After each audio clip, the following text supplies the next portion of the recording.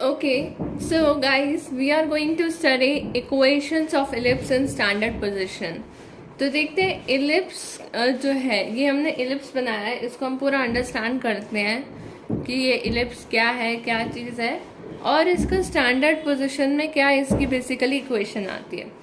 तो सबसे पहले लेट अस सी, ये हमने डायग्राम बनाया, राइट। अब यहाँ पर आप लोग क्या देखेंगे, यहाँ पर जो ये हमने इलिप्स बनाया है, इसमें मेजर एक्सेस कौन है, ये कुछ टर्म्स देखिए। मेजर एक्सेस वही है जिसके अराउंड ये सिमेट्रिक है इक्वेशन, मतलब ये इलिप्स पूरा सिमेट्रिक है। तो यहाँ पे जो ये मेजर एक्सेस है, ये है हमारी X axis, this is our major axis, this is X axis.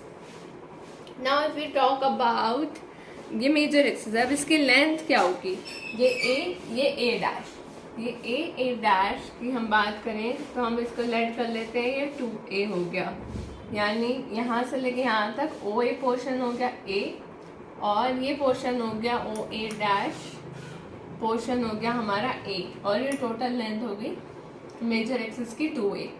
Now similarly B dash की हम बात करें तो हमारे पे बी डैश आ गया 2b,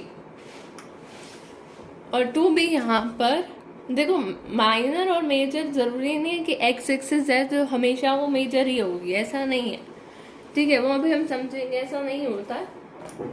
और ये अभी फिलहाल के लिए इस डायग्राम के अकॉर्डिंग ये माइनर एक्सिस है, ठीक है। अब हमें बतानी है इसकी स्टैंडर्ड इक्वेशन को हम डिराइव करने वाले हैं, ओके। अब बात करेंगे F1 और F2 की, तो भाई F1 और F2 का जो डिस्टेंस है वो हमने लेट कर लिया 2c, यानी ये c ये 2c, ठीक है। अब गाइस देखो, ये XY प्लेन है तो ये सारे एंगल 90 डिग्री होंगे, ये भी 90 होगा। अगर मैं ज्वाइन कर दूं, जैसे ये हमारा C हो गया, यहाँ से यहाँ तक C हो गया, एंड ये हमारा B हो गया, तो अगर मैं ज्वाइन कर दूं इन दोनों पॉइंट्स को तो ये हमारा राइट एंगल ट्राइंगल बन गया। और ये हमें पता है राइट एंगल ट्राइंगल के अकॉर्डिंग क्या होना चाहिए, ये हुआ परपेंडिकुलर, ये हुआ बेस, तो ये हुआ हाइपोटेन्यूज, और हाइपोटेन्यूज यानी root of B square plus का सी स्क्वायर। यहाँ तक देखो क्लियर है, ठीक है। ये पॉइंट है बी और ये F2, और अगर हम इसको कर दें ये F1 से भी ज्वाइन तो ये भी सेम आएगा, यानी हम कह सकते हैं, देखो यानी कि ये हुआ कि भाई 2 रूट ऑफ ये आ गया हमारे पास B square plus C square, ये दोनों हाइपोटेन्यूज की बात करें और ट्राइंगल, और ये नीचे हम बात करें तो मतलब ये ट्राइंगल है, बन गया ये पूरे, जहाँ पर ये भी root of B square plus C square आ गया और ये भी B square plus C square आ गया, तो यानी 2b square plus C square. ये क्या चीज़ है, ये चीज़ है हमारी, ये हमारी क्या चीज़ है, ये जो फिक्स पॉइंट है B और उसका F1 पॉइंट से डिस्टेंस का हम सम कह लें और F2 पॉइंट से डिस्टेंस का सम कह लें, तो ये हमारी आ गई सम आ गया इलिप्स पे एक पॉइंट का फोकस के साथ ऐड करके आ गया ये हमारा, ठीक है। तो ये इधर तक क्लियर है, आगे बात करते हैं हम। नाउ अब इलिप्स पे बाकी भी पॉइंट्स का जो डिस्टेंस होगा वो भी यही होना चाहिए, तो अब हम डिराइव कैसे करेंगे, देखो एक चीज़ हम डिराइव करते हैं, जैसे ये F1 है, F1 और A का हम डिस्टेंस निकालते हैं। भाई ये F1 A का डिस्टेंस क्या होगा, यहाँ से लेके यहाँ तक का जो डिस्टेंस था वो कितना था, A था, ये डिस्टेंस है C, है ना, तो ये A है, ये है C, तो यानी कि क्या होगा, ये A माइनस C साफ दिखाई दे रहा है। सिमिलरली गाइस F2 और A डैश की हम बात करें तो ये डिस्टेंस क्या होगा, ये C है, ये पूरा A है, देखो ये C है, ये पूरा A है, तो ये डिस्टेंस क्या होगा बताओ, देखो ना, यहाँ से लेके यहाँ तक ये A था, A है, मतलब ये डिस्टेंस बताना है ना, ये डिस्टेंस है C, तो अगर F2A डैश निकालना है तो ये कैसे निकालेंगे हम? F2A डैश कैसे आएगा? F2A डैश में OF2 अगर हम कर लें तो ये पूरा बना के बनता है हमारा OA डैश। और इस OA डैश के अंदर हमें पता है कि हमने माना है, और ये हमें दे रखा है C। एक एक बात समझिए, F2A डैश हमें बताना है, तो ये हमें निकालना है ना, तो ये क्या हो जाएगा? ये A माइनस C हो जाएगा। अच्छा, अब इसकी बात करें तो भाई ये डिस्टेंस हमें दे रखा है C, ये डिस्टेंस हमें पता करना है, तो ये A माइनस C यानी कि अब देखो ये कंसेप्ट तो इतना हो गया। अब अगर मैं F1A जो कि भाई एक फोकस है, और ये F1A जो कि फोकस है, ये A डैश गलत निकाल दे, सॉरी, हमें तो बेसिकली एक पॉइंट से पता करना है ना, और F2A से अगर पता करें तो अब F2A की बात मैं करूँ ना, तो यहाँ पर ये A प्लस आ जाएगा। ये मैं कहूँ गड़बड़ ये इसलिए हो गई। देखो F2 से A का डिस्टेंस क्या होगा? ये डिस्टेंस F2 से लेके A तक का डिस्टेंस, तो भाई ये डिस्टेंस तो पूरा C है, A है और ये C है, तो ये A प्लस C हो जाएगा, यानी कि A minus C plus A plus C cancel, और ये आ गया 2A। तो ये इसलिए ये जो 2A है ये बराबर होगा इसके, और इससे हम एक स्टेटमेंट भी निकाल सकते हैं। दिखाई दे रहा है ये देखो, ओके, अब विजिबल है। और इससे हम क्या स्टेटमेंट लिख सकते हैं कि sum of the distance from the foci, so we can write this sum of distance from foci to any point, कोई भी पॉइंट ले लो, वो आ जाएगा हमारा 2A। अब बेसिकली हमारा जो पर्पस है वो इक्वेट करना है, इक्वेशन निकालनी है ना हमें, तो भाई ये दो कैंसिल हो गए, A आ गया हमारा ये रूट ऑफ ये, यानी कि A स्क्वायर हो गया B square plus C square.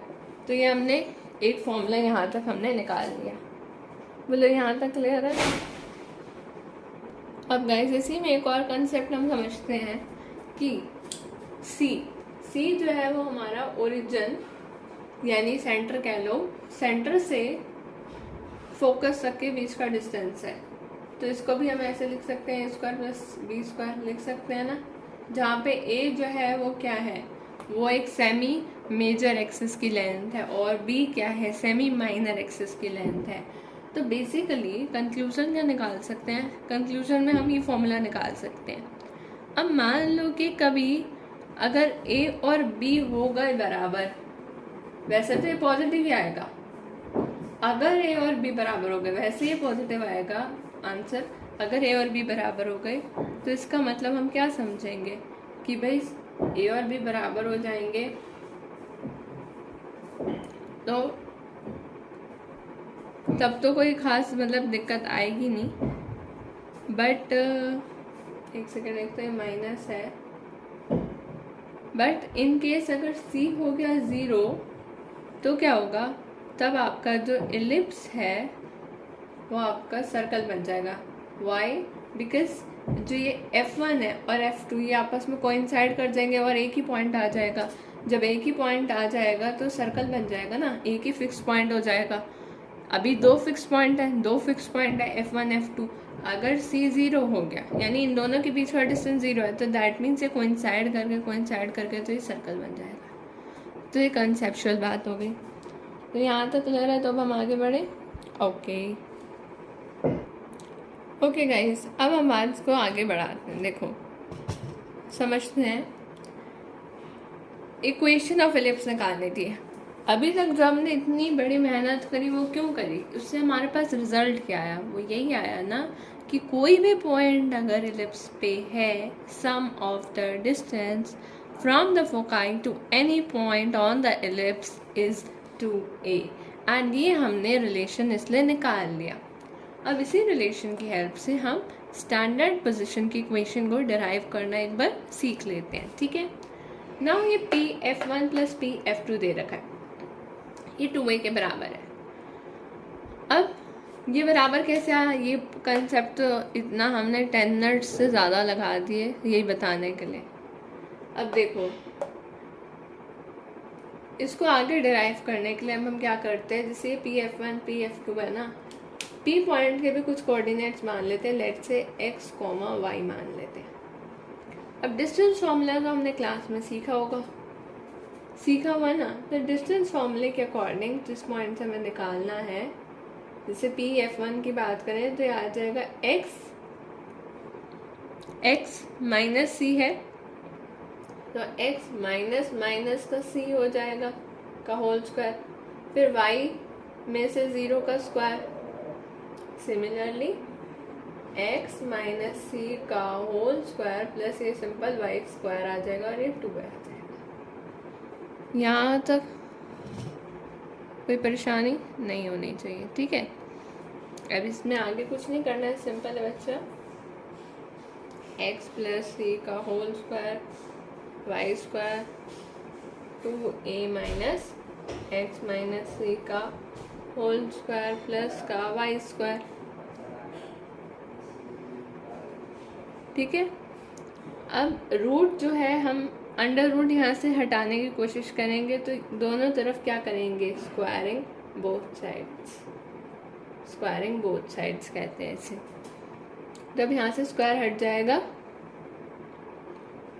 यहाँ से जो स्क्वायर हट गया तो क्या होगा, इधर करके दिखाती हूँ, ये इधर देखो, तो भाई यहाँ से स्क्वायर हट गया तो ये आपका आएगा x प्लस सी का होल स्क्वायर